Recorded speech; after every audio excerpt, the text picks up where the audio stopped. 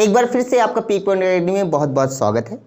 हम लोग क्या कर रहे थे बेटा, इस बार हम लोगों का सबसे बड़ा मोटिव ये है कि अब की बार यूपीपीसीएल सरकार, पहली बात आप लोग को बहुत अच्छे से गौर करना है क्योंकि आज कल कंपटीशन क्या बोल बेटा लगातार बढ़ रहा है। तो हम लोग को क्या करना है, बहुत ही कॉन्सेप्ट बेस के तहत पढ़ना।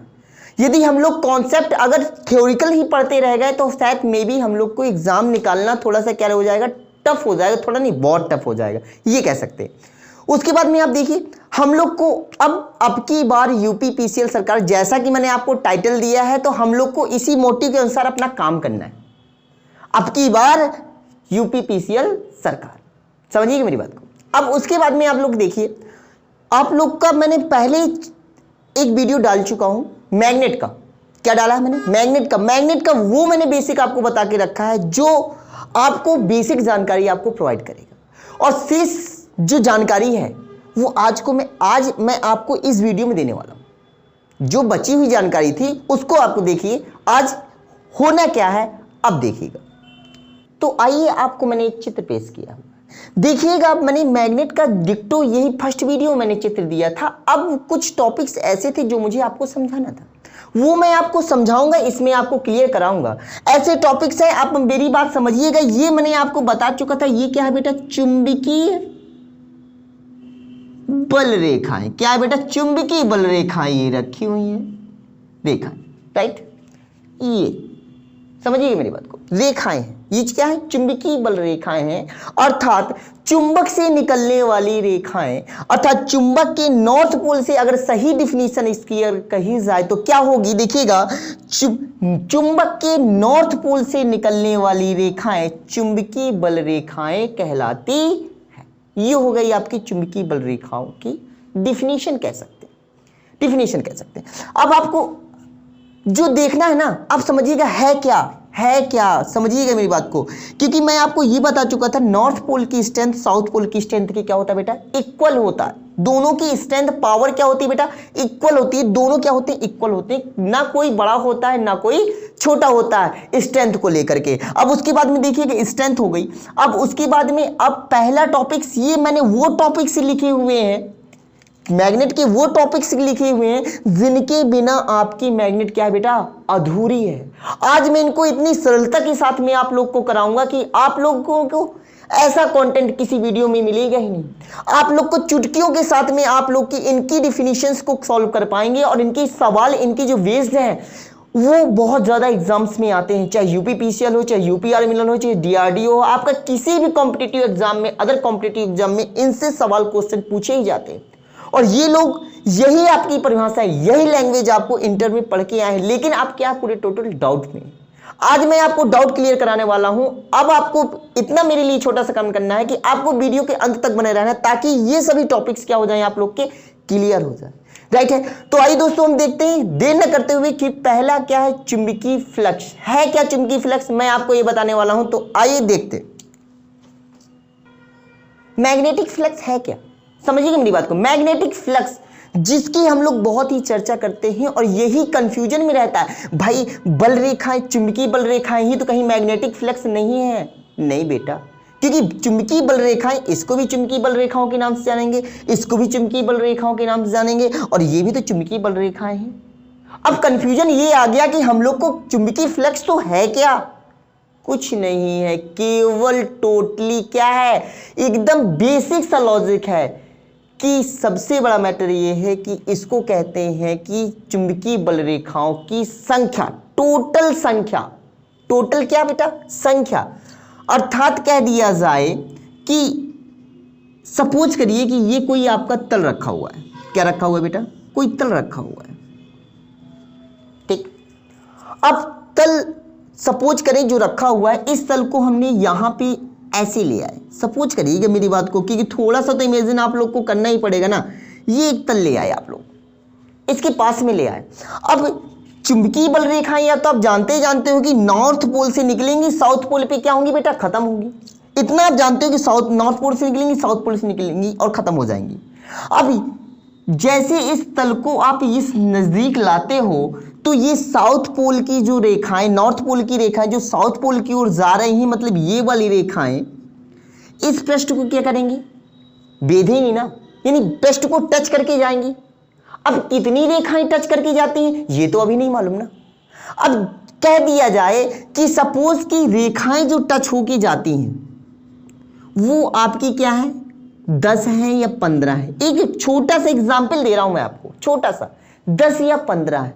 तो टोटल ये क्या है बेटा, संख्या, अर्थात चुंबकीय बल रेखाएं इतनी संख्या में इस प्लेट से निकल कर जा रही हैं। क्या जा रही हैं, निकल कर जा रही हैं, अर्थात उसी कह देंगे टोटल चुंबकीय रेखाएं, अर्थात टोटल जो संख्याएं होती चुंबकीय बल रेखाओं की वही आपका फ्लक्स का कार्य करती है। अर्थात फ्लक्स बराबर कह दिया है टोटल चुंबकीय बल रेखाएं जो तल से क्या करती हैं बेटा, टच करती हैं। ये छोटा सा बहुत बेसिक कॉन्सेप्ट है आप लोगों के लिए। जो टोटल संख्याएं जो मतलब जो तल को स्पर्श करती हैं वही आपकी टोटल संख्याएं आपकी फ्लक्स का कार्य करती हैं। बस इतना सा छोटा सा लॉजिक है, छोटा सा लॉजिक है। अब इसी लोग कंफ्यूजन ही मान लेते हैं। अब चुंबकीय बल रेखाओं को एक भी कह सकते हैं, दो भी कह सकते हैं, लेकिन चुंबकीय बल रेखाएं जब अधिक से अधिक जनसंख्या पर, अधिक से अधिक जनसंख्या पर आपको क्या करें, किसी पृष्ठ को टकराए तो उसे क्या कहते हैं बेटा, फ्लक्स के नाम से जानते हैं। ये आपका कंफ्यूजन राइट हो गया। अब उसके बाद में इसके विषय में क्या पढ़ना है, अब इसके विषय में ज्यादा जानने के लिए अब लोग को हमको क्या करना पड़ेगा भाई, इसके अंदर ये भी आता है कि भाई इसकी इकाई क्या होती है, ये कौन सी राशि है, ये सब चीजें हम पढ़ेंगे। बस धैर्य रखिए, पढ़ेंगे, धैर्य रखिए थोड़ा सा, इसी टॉपिक में ही बताना है मुझे। पहली बात, चुंबकीय फ्लक्स राशि कौन सी है। आपको पता है दो प्रकार की राशियां होती हैं, एक होती है आपकी स्केलर क्वांटिटी, दूसरी होती है आपकी वेक्टर क्वांटिटी। आपकी जो स्केलर क्वांटिटी होती है, स्केलर मीन्स अदिश राशि और वेक्टर मीन्स सदिश राशि। ये तो आपको पता ही होगा, आपने हाई स्कूल इंटर में पढ़ा ही होगा। अगर नहीं जिनने पढ़ा है तो मैं आपको एक छोटा सा टिप दे रहा हूं। अदिश मीन्स होता है यदि हम इसका संधि विच्छेद करते हैं, अदिश का यदि संधि विच्छेद करते हैं तो आधीन दिश कर सकते हैं या आधीन दिशा कर सकते हैं। सपोज करिए मैं अपना कॉन्सेप्ट, खुद का कॉन्सेप्ट आपको दे रहा हूं, कहीं से लेके नहीं आई है, किसी से मैंने कॉन्टेंट निकाला नहीं है कि मैं किसी से कॉन्टेंट मैंने लिया है। ये मेरा खुद का कॉन्टेंट है, ये खुद का मेरा लॉजिक है। अब मेरी समझिएगा, जैसे मैंने कह दिया ये आपकी दो प्रकार की राशियां होती है, जैसे मैंने आपको समझाया, एक होती है अदिश और दूसरी होती है आपकी, एक होती है सदिश। समझिएगा मेरी बात को। ऐसी राशि अदिश यदि मैं इसका संधि विच्छेद आपको करने के लिए बैठूं तो क्या होगा, आधन दिशा, क्या कह सकते हैं, आधन दिशा। और इसको यदि हम कहेंगे तो कहेंगे सामान्य सहित साधन दिशा कह सकते हैं। इसका मेरा सीधे सीधे कॉन्सेप्ट ये है, आमान्य होता है एक निगेटिव भाव प्रकट करता है। कैसा निगेटिव भाव प्रकट करता है, मतलब ना होना किसका, दिशा का। मतलब ऐसी राशियां जिनमें दिशा ज्ञान ना हो, तो किसका ज्ञान होना चाहिए, ऐसी राशियां जिनके दिशा ज्ञान ना हो, केवल परिणाम का ज्ञान हो। किसका बेटा, परिणाम का ज्ञान हो, उसे क्या कहते हैं बेटा, अदिश राशि कहते हैं।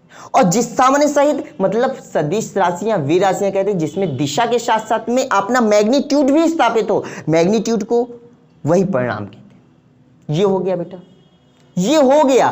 ये राशियां जानने के लिए यदि आपको मेरी ज्यादा डीपली इनके विषय में जानना है तो आप मेरी वीडियो पे जाइए और उधर पे क्लिक करिए। उधर पे मैंने आपको पूरी तरीके से समझा के रखा है, सदिश राशि क्या होती है, अदिश राशि क्या होती है, और आपको डायरेक्टली समझ में आ जाएगा कि सदिश राशि और अदिश राशि में कैसे डिफरेंस किया जा सकता है। इस पे क्वेश्चन बहुत बेस्ड आते हैं। ये हो गया टॉपिक। अब टॉपिक मेरा ये है कि सदिश राशि कैसे, आपकी जो चुंबकीय फ्लक्स है वो आपकी कैसी राशि है, पहला क्वेश्चन है। तो आप लोग को बहुत विशेष तौर पर ध्यान देना है, ये आपकी अदिश राशि है। कैसी राशि है बेटा, अदिश राशि। पहला मेरा टॉपिक निपट गया, ये कैसी राशि है, अदिश राशि है। उसके बाद में इसको इंग्लिश में बोलते हैं स्केलर क्वांटिटी, स्केलर क्वांटिटी बोलते हैं। अब उसके बाद में देखिएगा, इसको फाई से प्रदर्शित करते हैं। किसको प्रदर्शित करते हैं बेटा, इसको फाई से रिप्रेजेंट करते हैं। चुंबकीय फ्लक्स को फाई से रिप्रेजेंट करते हैं। फाई से रिप्रेजेंट करने के बाद इसकी मात्रक में आते हैं। क्या आते हैं बेटा, इसका मात्रक कुछ नहीं होता है, इसका मात्रक अगर बड़ा मात्रक की बात करेंगे तो इसका मात्रक होता है बेवर। क्या होता है बेटा, बेवर, बेवर, राइट, बेवर। उसके बाद में आप देखिए, एक तो ये बड़ा मात्रक हो गया, मतलब क्या हो गया, एसआई मात्रक। एसआई क्या होता है अपने लिए, हम लोग के लिए क्या कह देते हैं बेटा, एसआई बड़ा होता है। तो उसी प्रकार एसआई क्या है, सबसे बड़ा मात्रक आपका वेबर है। उसके बाद में सबसे छोटा मात्रक क्या है, सबसे छोटा मात्रक आपका होगा मैक्सवेल। क्या होगा बेटा, मैक्सवेल। ये आपका क्या है, ये मैक्सवेल आपका क्या है, सबसे छोटा सा छोटा मात्रक है। किसका, मैग्नेटिक फ्लक्स का। कंफ्यूजन नहीं रखिएगा, कंफ्यूजन ही आपको कहीं ना कहीं गर्त में पहुंचा देगा। यही कंफ्यूजन को दूर करने के लिए यह पीक पॉइंट हम लोगों ने इस सेंटर को आगे तक आपको लोग को लेके जाना, क्योंकि आपका समर्थन जब आप साथ देंगे तभी हम लोग का क्या होगा बेटा, विकास होगा। राइट है, ओके दोस्तों, देखते हैं मैक्सवेल सबसे क्या है बेटा, छोटी इकाई है, समझिएगा। ये अभी टॉपिक थोड़ा सा और है क्या, अब सबसे बड़ा मैटर आएगा कि बताइए वेवर, दूसरा क्वेश्चन ये कहता है कि वेवर और मैक्सवेल में संबंध क्या है, रिलेशन क्या है। रिलेशन आपका मैं 1 मिनट में आपको ये बात बता दे रहा हूं कि 1 वेबर इक्वल टू 10⁸ मैक्सवेल के होता है। समझ रहे हैं मेरी बात को, 1 वेबर कितनी के होता है, 10⁸ मैक्सवेल के होता है। जब 10⁸ मैक्सवेल मिलेंगी ना तब आपका 1 वेबर कंप्लीट होगा। यहां से आप अपनी डिफिनीशन को क्या कर सकते हैं, गेस कर सकते हैं। यहां से आप बड़ी से बड़ी डिफिनीशन और छोटी से छोटी डिफिनीशन आप मैग्नेटिक फ्लक्स की बना सकते हैं। बस आपको बस लॉजिक पता होना चाहिए, जो मैंने आपको समझा दिया, जो मैंने आपको क्या कर दिया, समझा दिया। अब आते हैं दूसरी हेडिंग में। दूसरी हेडिंग है क्या, देखिएगा तो आइए देखिए, ये है चुंबकीय फ्लक्स घनत्व। अब आपको जानना मैग्नेटिक फ्लक्स डेंसिटी, इसकी इंग्लिश है, कहते क्या है, डेंसिटी मींस घनत्व होता है, अर्थात डेंसिटी मींस होता है किसी भी चीज का पास पास आना। किसी भी चीज का क्या होता है बेटा, पास पास आना। अर्थात कोई चीज सपोज जा रही है, सपोज ये क्या है, विरल अवस्था में है, अर्थात क्या है, दूर दूर अवस्था में है। अब इसको क्या कर देंगे, पास पास अवस्था में कर देंगे, मतलब क्या कर देंगे बेटा, सघन कर देंगे। अर्थात इनकी क्या कर दी हमने, डेंसिटी की हमने वैल्यू बढ़ा दी। क्या बढ़ा दी, डेंसिटी बढ़ा दी। अर्थात डेंसिटी से आप ये कॉन्सेप्ट कर सकते हैं, यानी किस चीज, कोई चीज क्या हुई होगी बेटा, एक पास पास आ गई होगी। अर्थात इधर पे क्या पास पास आया होगा, कुछ नहीं, चुंबकीय बल रेखाएं पास पास आ गई होंगी और एक क्षेत्रफल पर गई होंगी। एक कैसे गई होंगी, क्षेत्रफल पर गई होंगी। देखिएगा मैं आपसे क्या कह रहा हूं, समझिएगा। अब आप मेरी बात समझिएगा, जैसे ये चुंबकीय बल रेखाएं हैं, राइट। अब इस पृष्ठ पे सपोज मैंने एक पृष्ठ बनाया था, मैं आपको दोबारा से फिर से बनाए दे रहा हूं, समझिएगा मेरी बात को। अब इस पृष्ठ में भाई सपोज करिए पूरे पृष्ठ में भी जा सकती है, ऐसा नहीं कि नहीं जा सकती, लेकिन हम एक पृष्ठ, उस पृष्ठ का छोटा सा छोटा भाग लेंगे, छोटा सा छोटा भाग लेंगे। सपोज करिए ये इस पृष्ठ, ये पृष्ठ बहुत बड़ा है तो हमने क्या ले लिए एक छोटा सा पार्ट ले लिया हमने इसका पृष्ठ का।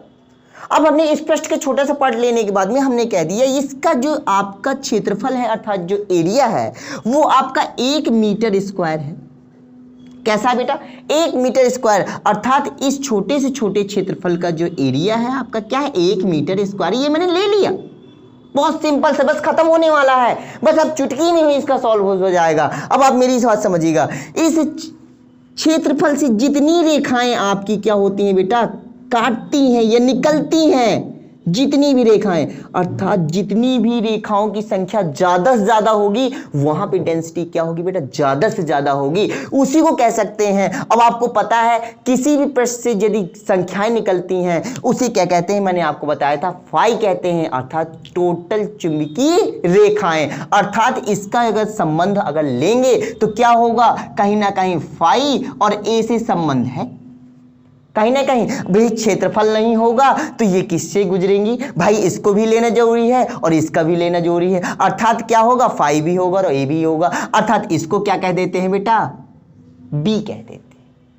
क्या कह देते हैं, बी से रिप्रेजेंट करते हैं। इसे चुंबकीय फ्लक्स घनत्व कहते हैं। ये आपका क्या हो गया, मात्रक निकला है, मात्रक जनरेट होगा। बस आपके पास कॉन्सेप्ट क्या होना चाहिए बेटा, सही होना चाहिए। आप मेरी बात समझिएगा, ये हो चुका है। उसके बाद में आ जाइए आप मात्रक में। मात्रक कैसे निकलेगा वो भी हम बताएंगे, समझिएगा मेरी बात को। मात्रक के लिए कुछ नहीं करते हैं, इसका मात्रक मैंने आपको 2 बताए थे। एक बताया था आपका क्या बेटा, मैक्सवेल बताया था। दूसरा मैंने क्या बताया था, वेबर बताया था। मैक्सवेल जो बताया था आपका सीजीएस में बताया था, और मैंने वेबर बताया था, ऐसा ही बताया था। 2 यूनिट निकलेंगी, एक आपकी निकलेंगी क्या बेटा, एसआई में, दूसरी निकलेंगी सीजीएस में। पहले आपको समझेंगे एसआई क्या होता है। अब मेरी बात समझिएगा,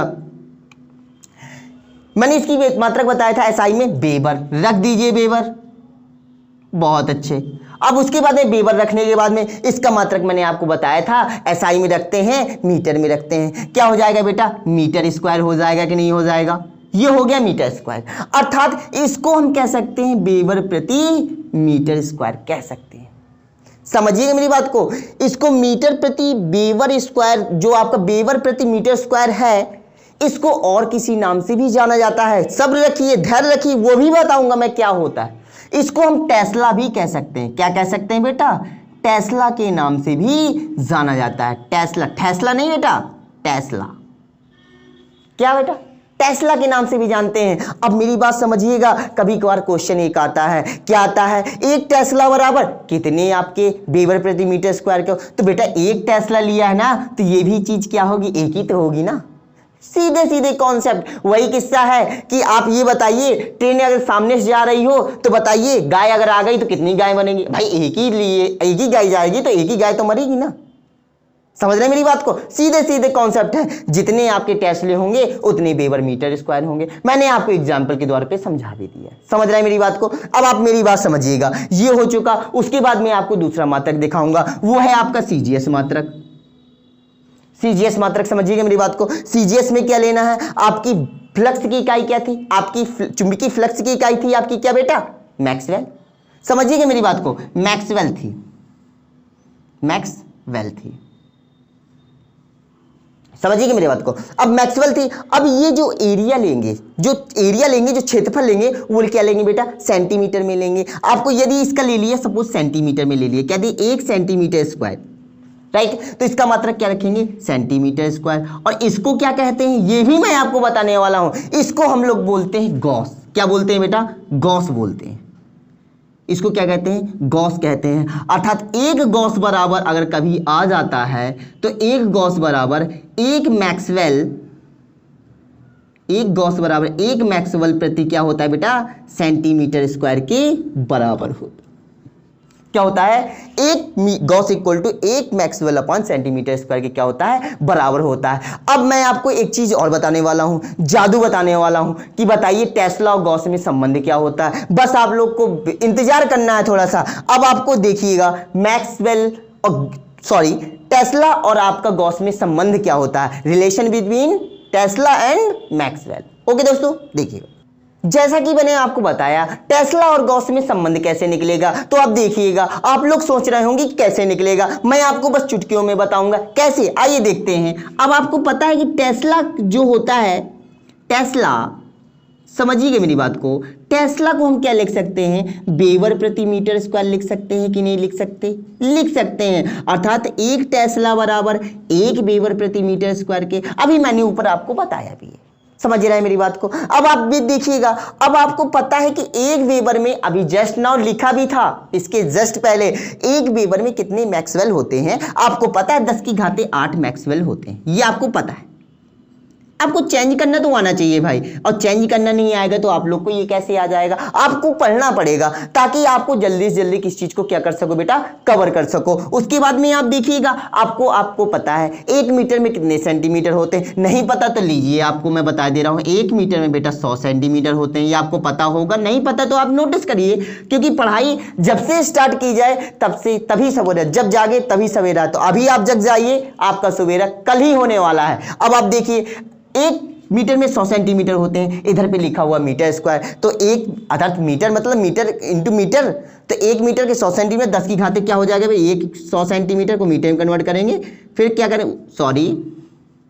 सेंटीमीटर में कन्वर्ट करेंगे, इस मीटर को किस में कन्वर्ट करेंगे, फिर सेंटीमीटर में बेटा क्या करेंगे? कन्वर्ट करेंगे। ओके, तो ये क्या हो जाएगा? 10 टू द पावर 4 हो जाएगा। उसके बाद में देखिएगा 10 की पावर 8 मैक्सवेल। अब उसके बाद समझिएगा 10 to the power 4 centimetre square. अब 10 की घाते 8 से 10 की घाते 4 चला जाएगा, तो कितना बचेगा आपके पास में? 10 की घाते 4। और इसको हमने बताया था क्या करना है, इसको मैंने आपको लिखा था गॉस कहते हैं। इसे क्या कहते हैं बेटा? गॉस कहते हैं। अब आ गए समझ में? नहीं आया? अब आप समझिएगा 10 की घाते 4 गॉस के, अर्थात 1 टेस्ला इक्वल टू 10 की घाते 4 गॉस के। ये देखिए कितना सिंपल तरीके से मैंने आपको समझाया। अब आप लोग को बस इसमें मेहनत करनी है ताकि आपको अच्छी तरीके से, क्योंकि बेटा इसको रटने के लिए तो रटा जा सकता है, लेकिन रटा हुआ कितने दिन आपके माइंड में रहेगा? टेक्निकल चीजों को आप समझ सकते हो, रटना थोड़ा सा क्या है, पॉसिबल तो है, लेकिन फिर भी वो इम्पॉसिबल की तरह लगता है। तो आप लोग को केवल समझना है बी कॉन्सेप्ट। अब उसके बाद में देखिएगा जो शेष लैंग्वेज बची हुई उसके बारे में आपको पता। इसको देखने से पहले मैं आपको एक चीज और बताना चाहता हूं, है क्या वो चीज, अच्छी तरह समझिएगा। चुंबकीय फ्लक्स घनत्व मैंने आपको अभी बताया। चुंबकीय फ्लक्स घनत्व बताने के बाद अभी मैंने आपको ये नहीं बताया कि वो राशि कौन सी है, सदिश राशि की अदिश राशि है। ये आप कंफ्यूजन में चले जाएं क्योंकि ये क्वेश्चन आता भी है। तो मैं आपको स्पष्टता कर देता हूं कि चुंबकीय फ्लक्स घनत्व एक सदिश राशि है और चुंबकीय फ्लक्स आपकी क्या है बेटा, अदिश राशि है। ये आप कंफर्म हो चुके हैं। उसके बाद में आइए चुंबकीय फ्लक्स बल क्या है, अर्थात चुंबकीय वाहक बल क्या है, अर्थात मैग्नेटिक मोटिव फोर्स। इसको समानता एमएमएफ के नाम से जाना जाता है। क्या जाना जाता है बेटा, एमएमएफ के नाम से जाना जाता है। कोई कुछ जाने या न जाने, इसको जानना बहुत जरूरी है क्योंकि ये क्या है, ऐसा फोर्स है जिस फोर्स से कोई चीज आकर्षित होती है। तो इसको जानना क्या है बेटा, बहुत जरूरी है। ये आपके लिए जिस प्रकार आपको फिजिक्स में न्यूटन का बल जानते हो, उसी प्रकार न्यूटन के नियमानुसार जिस प्रकार आपने बल की परिभाषा दी थी, उसी प्रकार इसमें मैग्नेट में फोर्स को जानना बहुत जरूरी है। हम आपको बताएंगे चुटकियों के साथ में आप एमएमएफ को कैसे जान सकते हैं और आपको डिस्क्राइब कैसे कर सकते हैं। आपके लिए मैं एक छोटा सा फिगर लेके आ रहा हूं, उसके बाद में आपकी आंखें इस फिगर को देखिएगा, आपको तुरंत ही क्वेश्चन क्या हो जाएगा, सॉल्व हो जाएगा। है क्या, देखिएगा। एक आप क्या लेंगे, क्वाइल लेंगे। क्वाइल को लेने के बाद में इसमें आप जानते हैं एक साउथ पोल होगा, एक नॉर्थ पोल होगा। सपोज यहाँ पे मैंने नॉर्थ पोल ले दिया, यहाँ पे क्या दे दिया मैंने, साउथ पोल दे दिया, राइट है। ओके दोस्तों, अब आप देखिएगा मैंने यदि इधर भी क्या लपेट दी, कुछ क्वाइलें लपेट दी, ऐसे ऐसे आपको क्वाइलें लपेट दी। आपको भी ऐसे ही कुछ करना है, कुछ एक छड़ को लेकर के क्वाइलों को आपको लपेट करके आपको एक सप्लाई देनी है। बस अंतर इतना है, सप्लाई देते समय एक बात का विशेष तौर पे ध्यान दीजिएगा। यदि आपने क्या दी, एसी सप्लाई दी, एसी दे सकते हैं, कोई बहुत बड़ी बात नहीं, बस अंतर कितना आएगा, एसी सप्लाई देने के बाद आपकी पोलैरिटी हमेशा क्या होगी, चेंजेबल होगी। अर्थात कह सकते हैं, सपोज करिए, सपोज इधर पे मैंने एसी दे दी, कह सकते हैं एसी दे दी। एसी की बाद में क्या होगा बेटा, एसी दे तो सकते हैं लेकिन हमेशा यहाँ पे कहीं नॉर्थ पोल बनेगा, यहाँ पे कहीं साउथ बनेगा, फिर यहाँ पे साउथ बनने लगेगा तो कहीं यहाँ पे नॉर्थ बनने लगेगा। मतलब क्या है, पोलैरिटी का चेंज होना बी रेगुलर के अनुसार, जैसी साइकिल चेंज होगी वैसी उसकी पोलैरिटी चेंज होगी।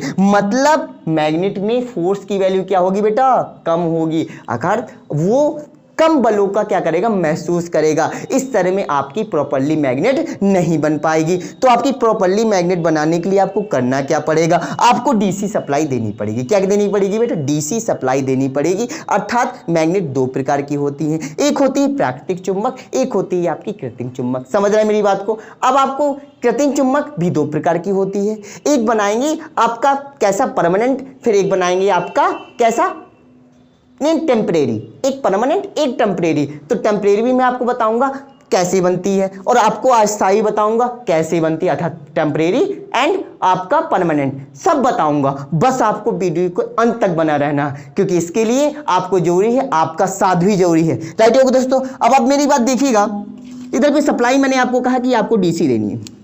कैसी देनी है आपको सप्लाई, डीसी देनी है। अर्थात पोलैरिटी एक जगह स्थापित होगी, अगर इधर पे साउथ हो गया, इधर पे नॉर्थ पोल स्थापित हो गया तो यहाँ पे साउथ पोल ही रहेगा, इंटरचेंज नहीं होगा। उसके बाद में देखिएगा इंटरचेंज नहीं होगा तो ये एक निश्चित सीमा की क्या बनेगी, आपकी एक मैग्नेट तैयार होगी। मैग्नेट तैयार करने के बाद में आपने अर्थात एक निश्चित सीमा, अर्थात एक निश्चित फोर्स की आपकी मैग्नेट तैयार होगी। अब निश्चित फोर्स की मैग्नेट तैयार होने के बाद में आपको करना क्या है, उसके बाद में आप देखिएगा। अब आप समझिएगा निश्चित फोर्स की मैग्नेट तैयार करने के लिए आपने किया क्या, पहली बात तो आपने टर्नों का ध्यान दिया। जितने टर्न होंगे मैग्नेट में उतनी क्या होगी, फोर्स अच्छा होगा। समझ रहे मेरी बात को। अर्थात फोर्स डिपेंड करता है किस पे, फोर्स डिपेंड करता है एक तो टर्नों की संख्या पर। किसकी टर्नों की संख्या, जो कॉइलें हमने लपेटी है ना, इसकी टर्नों की संख्या पर। एक तो टर्नों की संख्या पर, कॉइलों की टर्नों की संख्या पर। ये कह सकते हैं स्पष्टता यदि कहें। अब इस पे किस पे बेटा, धारा पर भी निर्भर करता है। धारा एसी दे रहे हैं कि डीसी दे रहे हैं, इस पे निर्भर करता है। यानी फोर्स दो चीजों पर डिपेंड करता है। एक आपकी क्या हो गया बेटा, एम्पियर, वो आपका एक हो गया टर्न पर, दूसरा आपकी धारा पर। ये हो गया आपका फोर्स। अब फोर्स किसका निकला, मैग्नेट का ना, इसलिए एफ के साथ में सफिक्स में एम लगा दीजिए, मतलब मैग्नेट निकाल आया।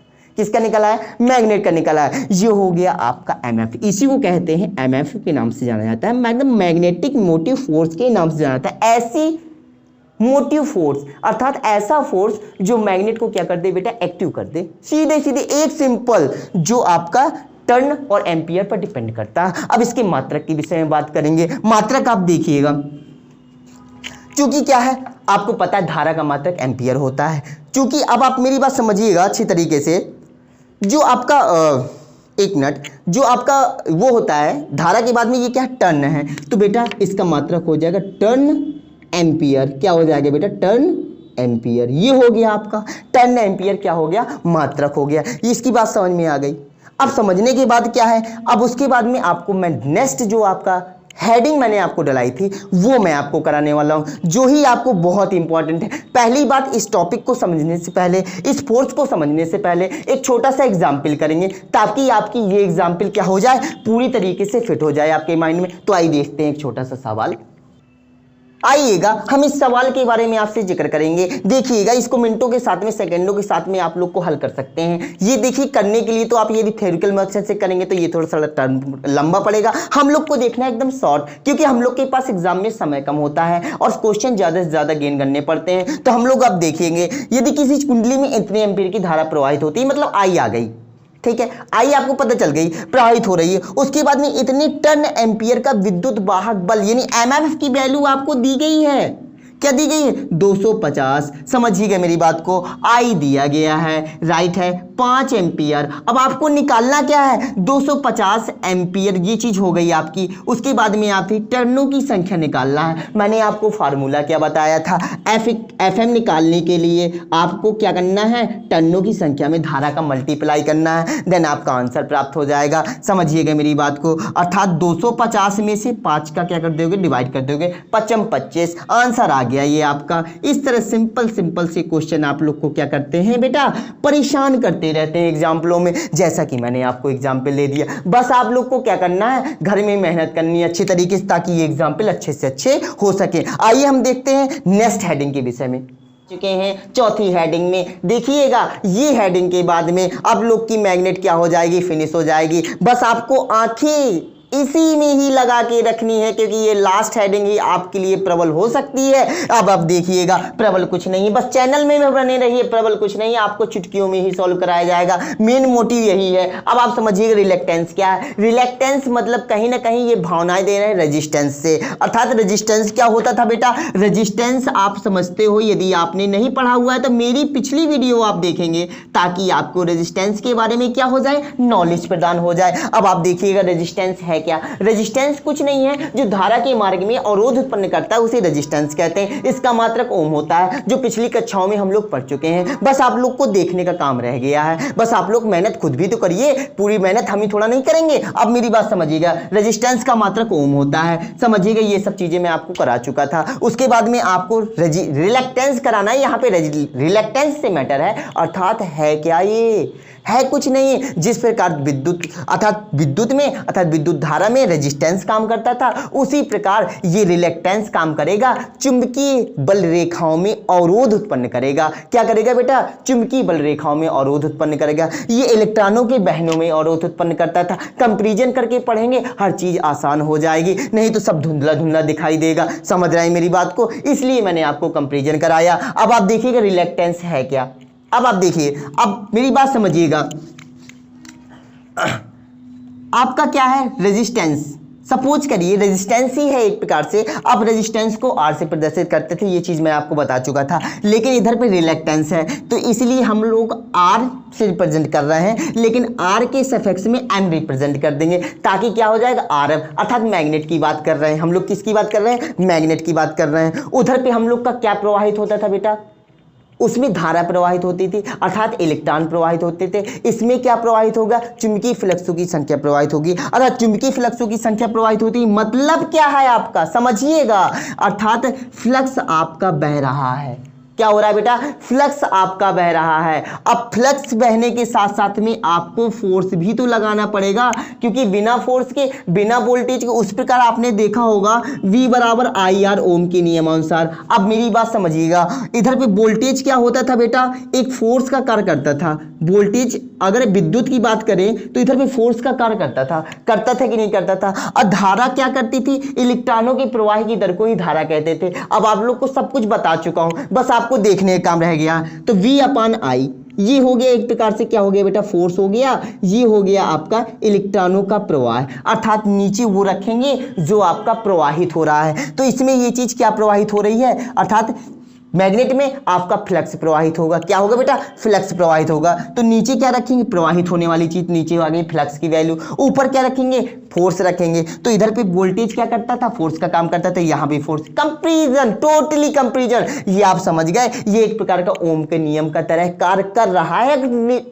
रिलेशनशिप बना के अगर देखते हैं तब। अब आप मेरी बात समझिएगा, ये चीज हो चुकी है। आप ये इसका आपका क्या निकल आया बेटा, ये आपका एक फार्मूला निकल आया कंपैरिजन के तहत। अगर हम इसका नॉर्मली तरीके से फार्मूला देखें तो एक, अब फोर्स जो लगा है, मैग्नेटिक फोर्स MMF लगा हुआ है। MMF के लिए क्या चाहिए हम लोग को, एक साधारण कॉइल चाहिए। कॉइल किसी न किसी लंबाई की लेंगे भाई। MF मैं आपको बता चुका हूँ, किसी कॉइल को लेने के लिए उसमें आपको टर्न लगाते हैं, ये सब चीज़ें मैं आपको बता चुका हूँ। अब आप देखिएगा, अर्थात MF आपका डिपेंड है किस पे, एक तो कॉइल कितनी बड़ी होगी, सबसे बड़ा मैटर। तो एक तो L पे डिपेंडेंट है, किस पे डिपेंडेंट है, L पे डिपेंडेंट है। L के बाद किस माध्यम में रखी गई, इस पे भी तो निर्भर करती है। तो आप उस माध्यम रख दीजिए। ये आपका, मैं आपको एक सेकंड रुकिएगा, मैं आपको बता रहा हूँ कि है क्या। ये है आपका एरिया, राइट।